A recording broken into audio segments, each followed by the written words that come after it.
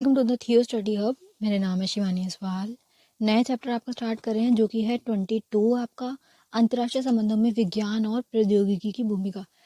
Technology को पढ़ना है आपको कि जब टेक्नोलॉजी नई नई आई तो उससे इस प्रकार से संबंधों में क्या फ़र्क पड़ा, है ना। अंतर्राष्ट्रीय रूप से जो संबंध थे, अंतर्राष्ट्रीय जो जितने भी देश हैं उनकी पावर्स में क्या फ़र्क आया, कैसी राजनीतिक स्थिति हो गई टेक्नोलॉजी के आने से। ठीक है, स्टार्ट करेंगे। विज्ञान व प्रौद्योगिकी का अंतर्राष्ट्रीय राजनीति में प्रभाव। ठीक है, अंतर्राष्ट्रीय राजनीति में प्रभाव देखो, जिसके पास टेक्नोलॉजी सबसे पहले, टेक्नोलॉजी भी एक तरीके से पावर है, जिसके पास टेक्नोलॉजी पहले आई उससे सब देखो बना के रखना चाहेंगे कि देखो इसके पास ये वाली टेक्नोलॉजी है, हमें भी ये दे दे, हमसे शेयर कर ले। हम नहीं बना पाए, वो उसने बना ली तो हमें दे तो सकता है अगर हम उसके दोस्त हैं, मगर अगर मान लो हम उसके दुश्मन हैं तो वो तो अपनी इस टेक्नोलॉजी का उपयोग हमारे खिलाफ ही कर देगा। जैसे परमाणु बम है, वो भी एक टेक्नोलॉजी है, साइंस ही तो है। साइंस से उन्होंने वो एक ऐसा बॉम्ब बनाया जिसकी रेडियंस इतनी है, इतना खतरनाक है, तो तेरी से पावर ही है। तो जिसके हाथ में पावर, दुनिया उसके हो जाती है। सारे उससे संबंध अच्छा बनाने चाहेंगे, तो यही फ़ायदा हुआ। जो जो बड़े बड़े देश हैं ना, जो जितना अमीर देश है उसके पास उतनी ज़्यादा खतरनाक वाली टेक्नोलॉजीज है, उनके पास महंगे से महंगे वेपन्स है, बड़े से बड़े वेपन्स हैं जो दूसरी दुनिया वाले नहीं बना पाए। तो ये अपनी टेक्नोलॉजी को बेचते भी है, जिससे इनका और फ़ायदा, जिनको देंगे उससे संबंध अच्छा हो जाएगा, है ना। बहुत सारी चीज़ें हैं जो हम रूस वगैरह से खरीदते हैं, हमारे भी बहुत सारे फाइटर जेट वगैरह हैं जो हमारे यहाँ से बिकते हैं, हम बेचते हैं। पर बेचेंगे किसको? जो हमारे दोस्त होंगे। दुश्मन को तो कभी बेचेंगे नहीं कि उसके पास टेक्नोलॉजी चली जाए, क्योंकि टेक्नोलॉजी मतलब क्या? पावर।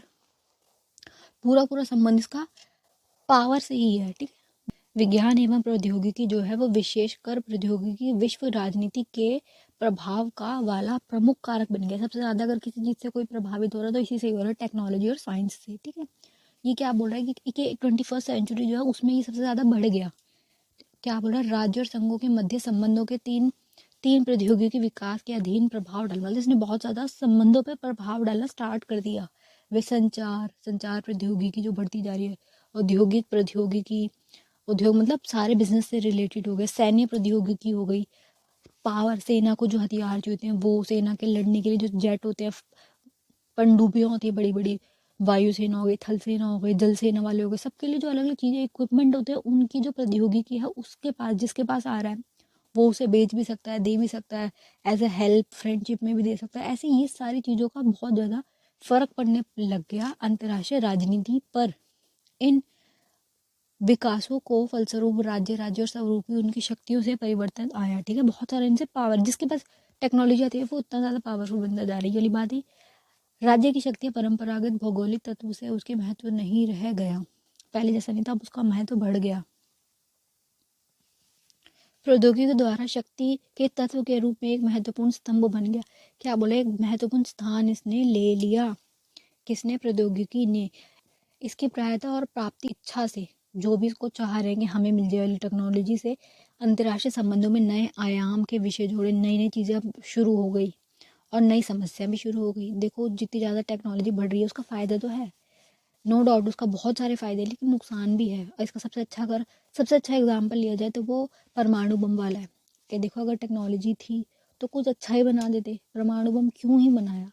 पूरी दुनिया की जान खतरे में आ गई उसको बनाने से। और जो मूवी है पूरी ओपनहाइमर वाली, सबने देखी है, एंड में उसको कितना दुख होता है कि मेरे बनाए हुए बम से इतने लोगों की जान गई। अंत में उसकी बहुत बहुत दुखद मृत्यु हुई थी, क्योंकि उसको खुद को बाद में रियलाइज़ हुआ था कि मैंने ये क्या बना दिया। विनाश की सबसे बड़ी चीज़ अगर कुछ थी तो वो मैंने बनाई है, मैं हूँ उसका हकदार। जब उसको ये बात पता चलेगी कि इतने लोगों की जान, इतना बुरा हाल मेरी बनाई गई तकनीक से हुआ है, तो ये कि तकनीक अगर हद से ज़्यादा भी आ जाए तो वो हानिकारक होगी। और आने वाले समय में लिख के ले लो, जो ये एआई बन आया है ना, नया टेक्नोलॉजी तो है, लोगों का फ़ायदा हो रहा है। आर्टिफिशियल इंटेलिजेंस जो आया है, फ़ायदा लोगों को हो रहा है। फटाफट उनकी थी जो भी तुम टाइप कर दो, पूरी की पूरी उसकी स्टोरी आ जाएगी, आपके असाइनमेंट लिखे जा रहे हैं। ठीक है, बट जब ये डीप फेक ऐप आएगा उसका क्या? लोगों की गलत गलत वीडियोस बन रही हैं, फोटोज एडिट हो रही है, सब कुछ, मतलब ये कि आने वाले टाइम में बहुत बहुत बहुत डेंजरस होगा। एआई वाला जो ये आया है टॉपिक नया, लोगों की नौकरियां खाएगा सबसे पहले, लोगों की जॉब खत्म, उसके बाद जो इसके पास इतनी पावर है उससे लोगों का बुरा ही होगा। आने वाले समय में जो इतना ये रोबोट रोबोट कर रहे हैं ना, रोबोट बनाते जा रहे हैं, ये नुकसानदायक ही होंगे। अब बेटा, ये आपके पेपर में आपको 4 चरणों में बताना है। एक 17वीं शताब्दी में कैसी हो, क्या क्या आई चीज़ें नई टेक्नोलॉजी की, फिर 18वीं शताब्दी में, फिर 19वीं और फिर लास्ट में 20वीं शताब्दी में। 17वीं शताब्दी में यहाँ पे प्रारंभ हो रहा है, बिल्कुल स्टार्ट हो रहा है, जहाँ पे नए नए कारखाने हो गए, भाप के इंजन हो गए, धागा काटने की मशीन हो गई, बिल्कुल बेसिक्स जहाँ पे शुरुआत हो रही है ना वो चीज़ें आएंगी। फिर आगे आगे जाके ऐसे बढ़ता बढ़ता बढ़ता जाएगा और फिर एंड में अब तक तो सब कुछ ऑलमोस्ट हो ही गया। थोड़ी और चीज़ें अब नई बन रही हैं, बिल्कुल न्यू चीज़ें आ रही हैं, जैसे टेस्ट ट्यूब बेबी वाला आ रहा है। आपके बेबीज जो है वो एक ऐसी मशीन में बनाए जाएंगे, टेस्ट ट्यूब बेबी बनाया जाएगा। अब नई चीज़ें आ रही हैं, बेसिक हो गया। अब इसमें यही पढ़ना है आपको, जब स्टार्ट हुआ है ये 17वीं शताब्दी में, इसका प्रारंभ माना जाएगा। 17वीं शताब्दी में यूरोप में हुआ है सबसे पहले, यूरोप वाला जो एरिया है वहाँ से ये स्टार्ट हुआ आधुनिक विज्ञान वगैरह वालों का। चलिए एक बार रीड करेंगे। 17वीं शताब्दी में प्रारंभ में विज्ञान की व्यवहारिक भूमिका को स्वीकार किया गया। ठीक है, बेकर ने वैज्ञानिकों से कारीगरों के तरीकों को अध्ययन करने के लिए और कारीगरों को विज्ञान के तरीकों का अध्ययन करने के लिए आग्रह किया। कारीगर कौन होते हैं? जो काम करते हैं, कोई भी काम है, जैसे कपड़े की मिल ले लो, कपड़ा बन रहा है तो कारीगर हाथ से बना रहे, मशीनें तब थी नहीं, टेक्नोलॉजी थी नहीं, हाथ से बना सारा चीज़। अब जो वैज्ञानिक है उनको कहा गया कि तुम इनके काम का अध्ययन करो, इनको देखो, और इनको क्या कहा कि तुम इनके काम को देखो कि ये क्या कह रहे हैं। इससे क्या होगा, जब वैज्ञानिक इस चीज़ को देखेंगे काम कैसे हो रहा है, उनके दिमाग में नए थॉट्स आएंगे कि इस चीज़ को तो ऐसे भी किया जा सकता है। इतना जो लंबा प्रोसेस लग रहा है कि पहले हाथ से धागा बुना जा रहा है, फिर उसको हाथ से बना रहे हैं, ऐसे ऐसे ना हो के अगर कोई मशीन हो जो ऐसा काम फटाफट कर दे तो उससे हमारा फ़ायदा होगा। तो ऐसे ऐसे इन्होंने टेक्नोलॉजी का स्टार्ट किया है, बिल्कुल स्टार्टिंग 17वीं शताब्दी में। इन्होंने अध्ययन के लिए बोला, इस विचार को बढ़ावा देने के लिए बहुत से वैज्ञानिक और अकादमी आगे आए, बहुत सारी चीज़ें इसमें आगे आई, अकेडमीज आई, वैज्ञानिक आए, परंतु अगले 200 वर्षों में विज्ञान और प्रौद्योगिकी के बीच कोई वास्तविक परिवर्तन उत्पन्न नहीं हुआ। अनुभवीय बढ़ाइयों और मैकेनिक्स के वैज्ञानिक सिद्धांत के संदर्भ में बिना लोहे के पुलों, भाप का इंजन, ठीक है, भाप से इंजन बना दिए, जो ट्रेन चलती है ना वो वाला, पुल बनाए लोहे के, और टेक्सटाइल मशीनें बना दी गई, टेक्सटाइल की निर्माण किया, नई नई चीज़ें बनी। जबकि वैज्ञानिक अभी भी अव्यवस्थित अर्थव्यवस्था तरीके में अपने अनुसंधान में लाने रहे, इस पर भी परिवर्तन में विश्वास और प्रकृति पर नियंत्रण, जिससे विज्ञान एवं उद्भव के बढ़ावा मिला और औद्योगिक क्रांति, ठीक है, औद्योगिक क्रांति का स्टार्ट हो रहा है। प्रारंभ में बहुत से प्रौद्योगिक परिवर्तनों में मार्गदर्शन किया। देखो ये पूरा क्या बोल रहा है कि भाप के इंजन बने, लोहे के पुल बने, स्टार्टिंग हुई है यहाँ से, और उसके बाद औद्योगिक क्रांति आई है। औद्योगिक मतलब क्या? बिजनेस में बहुत ज़्यादा फायदा हुआ, लोगों ने मशीनें बनानी स्टार्ट कर दी, जिससे क्या होगा, अब काम दुगनी तेजी से होगा। तो यही है औद्योगिक क्रांति। जो काम पहले हाथों से हो रहा था अब वो काम होगा मशीनों द्वारा, जिससे क्या होगा, प्रोडक्शन बढ़ेगा। 10 दिन में अगर मान लो 100 कमीजें बनाई जा रही थी कारीगरों के हाथों द्वारा, अब 2 दिन के अंदर 10,000 कमीजें बना दी जाएंगी। लागत भी कम आएगी क्योंकि इतने सारे मजदूर बैठेंगे, उनको तनख्वाह देनी पड़ेगी। उससे बेहतर क्या है, मशीनों से काम कराओ और कम पैसों में होगा। बट अब नुकसान क्या होगा, बेचारे जो मजदूर हैं उनकी गई सैलरी, उनको तो नौकरी से हटना ही पड़ेगा। उनका सारा 50 मजदूरों का काम एक ही मशीन कर रही है, तो जो मालिक है उनको तो फ़ायदा हो गया, और जो बेचारे वर्कर्स थे उनके साथ गलत से गलत हुआ। अब वर्कर्स क्या करेंगे, उनके पास काम ही नहीं बचा, तो वो कम दाम पे काम करने को तैयार हो जाएंगे कि हम काम कर लेंगे। तो यही बहुत सारी समस्याएं भी आएंगी, नेगेटिव पॉइंट भी आएंगे, प्लस पॉइंट भी आएंगे। तो ये औद्योगिक क्रांति 18वीं शताब्दी में यहाँ पे स्टार्ट हुई है, जिसमें क्या है, वाष्प इंजन, भाप के इंजन जो है उसको ही कहा जा रहा है, वाष्प के इंजन हो गए, यंत्र चालिका, धागा काटने की मशीनें हो गई, पहले हाथ से धागा काट रहे हैं, दिक्कत आ रही, डायरेक्ट धागा काटने की बड़ी बड़ी मशीन आ गई कि कोई प्रॉब्लम ना हो। कपास और लौटी का आविष्कार किया गया, ये सारी चीज़ें नई नई स्टार्ट हो गई इस टाइम पीरियड में।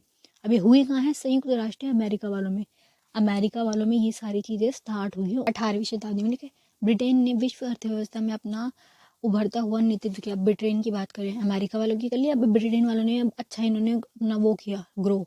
ठीक है, पश्चिमी यूरोप में संयुक्त राष्ट्र अमेरिका ने कहीं अनुसंधान हुए, अमेरिका वालों में नई नई चीज़ें आ रही हैं, नई टेक्नोलॉजी आ रही है, इस प्रकार औद्योगिक क्रांति हुई है ना। देखो अगर एक किसी ने लगाई मशीन और सामने वाले साथ वाले देश को पता चला भाई वो ऐसे काम करे, फिर वो भी सोचेंगे कि भाई हमें भी करना है।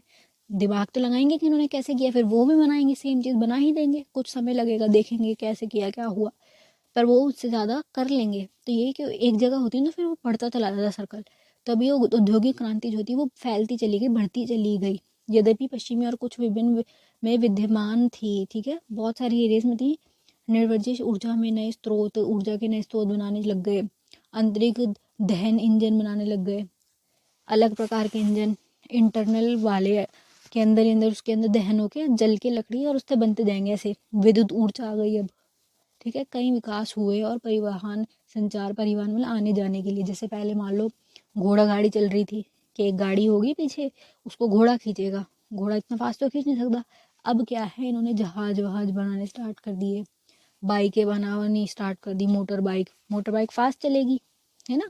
जहाज से कितना सारा, जहाज़ों से अपना सामान इधर से उधर आयात निर्यात करना कितना आसान हो जाएगा। ये सब चीज़ें, नए नए वेपन बनाने लग गए, पावर आ गई, नई नई चीज़ें, वेपन बनेंगे अलग अलग प्रकार के, संचार माध्यम अच्छा हो गया, सुलभ हो गया, उद्योगों का प्रयोग होने लगा। तो अब ये जो जितनी भी सारी चीज़ें ना, सारे बेटा लिख लो, एक पूरा नोट बना लो अपना, ये कितनी सारी चीज़ें इसमें स्टार्ट हो गई। अब 18वीं शताब्दी में अब क्या होगा, फलस्वरूप रिजल्ट क्या आएगा, उत्पादन में प्रचुर वृद्धि हुई। मान लो अगर पहले ये सिर्फ इतना इतना उत्पादन करते हुए चल रहे थे, अब उत्पादन ऐसे होगा, अब इनके उत्पादन का ग्राफ इतना बड़ा बढ़ता चला जाएगा, ग्राफ ऐसे चल रहा है अब इनका, ठीक है। इनके उत्पादन में प्रचुर मात्रा में वृद्धि हो गई, जिससे क्या हुआ, इनका फायदा हुआ। क्योंकि अमेरिका वाले, यूरोप वाले स्टार्टिंग में अमीर बने कैसे थे, क्योंकि उन्होंने औद्योगिक क्रांति की थी, बिजनेस किए थे उन्होंने बड़े बड़े, जिससे ये अमीर जब हुए थे तो बहुत अमीर, ये उसी समय पर बहुत बहुत महाशक्तियाँ बनते चले गए थे, ठीक है। विकास हो गया इनका, हाई लेवल पर इन्होंने सामान बनाया, फिर बेचना शुरू करा बाकी की दुनिया को, है ना। बाकी किसी पास था नहीं तो लोग क्या करेंगे, खरीदेंगे फिर।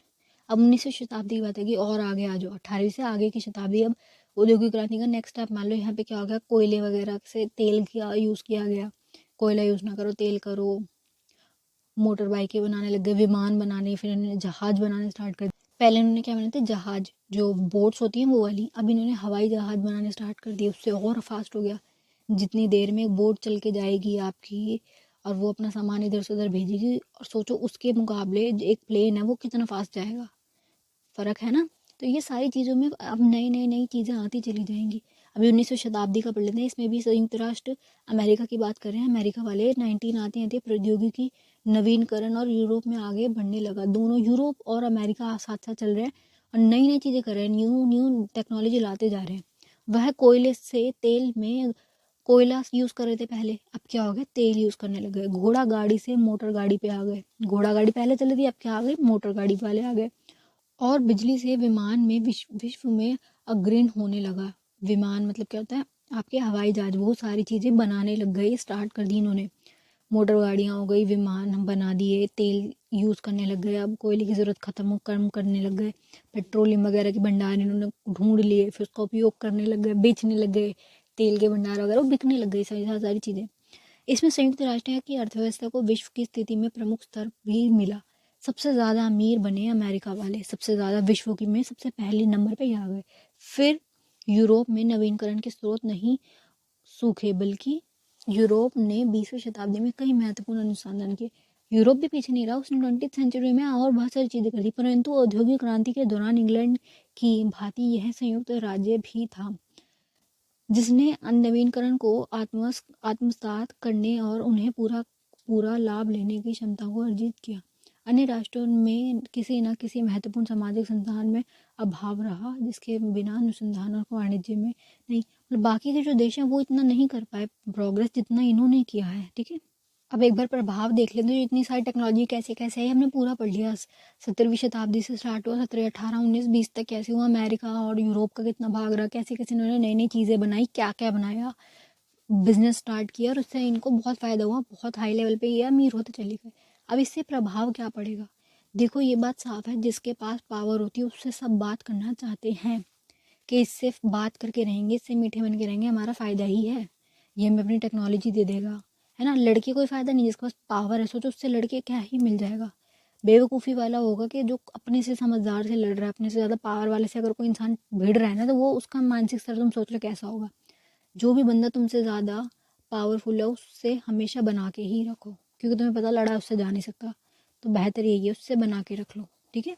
तो यही है कि अब अंतर्राष्ट्रीय स्तर पर राजनीति में क्या प्रभाव होगा, जो अमेरिका है और जो चीन है, यूरोप वाला एरिया ले लो, जो जो अमीर हैं, इनसे सब अच्छे ही संबंध रखना चाहेंगे, ठीक है। और ये क्या करेंगे, ये फ्री में तो रखेंगे नहीं संबंध, ये क्या करेंगे, उनके दूसरे जो छोटे छोटे देश होते हैं उनके संसाधनों का गलत उपयोग करेंगे, उनको अपने सैन्य अड्डे में ले लेंगे, उनको अपने ग्रुप में ले लेंगे। ऐसे मतलब ये कि पॉलिटिक्स जो चलती है ना हर तरफ से चलती है, कूटनीतिक रूप से अपना फ़ायदा सब देख रहे हैं, हर देश देख रहा है। छोटा देश इसलिए देख रहा है कि हमारा फ़ायदा क्या हो रहा है, हमें टेक्नोलॉजी मिल रही है ना, हमें सुरक्षा मिल जाएगी, उसके ग्रुप में चले जाएंगे।